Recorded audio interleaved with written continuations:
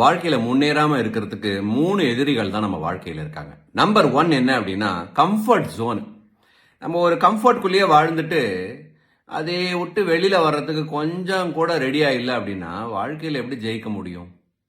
அதாவது திரும்ப திரும்ப ஒரே விஷயத்தையே பண்ணிட்டா அதே ரிசல்ட் தான் திரும்பி வரும். புதுசா ரிசல்ட் வருமா என்ன? திரும்ப திரும்ப அதே பண்ணா அதே தான் வரப்போகுது. ஸோ அப்போ கம்ஃபர்ட் ஜோன் விட்டு வெளியில வந்தாதான் வாழ்க்கையில வெற்றி அடைய முடியும். ஸோ நம்பர் 1 எதிரி நம்ம எதை ஆளணும் அப்படின்னா கொஞ்சம் அன்கம்ஃபர்டபுளாக இருக்க ப்ராக்டிஸ் பண்ணிக்கணும்.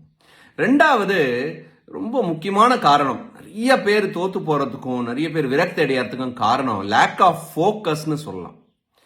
இன்னைக்கு உலகமே டிஸ்ட்ராக்ஷன் மோட்ல தான் இருக்கு. இந்த வீடியோ நீங்க இவ்வளவு தூரம் பாப்பீங்களா கூட தெரியல, இந்நேரம் ஸ்வைப் பண்ணி கூட போயிருக்கலாம். ஏன்னா அந்த அளவுக்கு குவிக்கா நம்ம மைண்டை டிஸ்ட்ராக்ட் பண்ண முடியுது. அதனால தான் ஃபோக்கஸ் இல்லாதவங்க வாழ்க்கையில யாருமே ஜெயிச்சத சரித்திரமே கிடையாது. ரெண்டாவது நீங்க ஜெயிக்க வேண்டிய எதிரி எதுனா டிஸ்ட்ராக்ஷன்.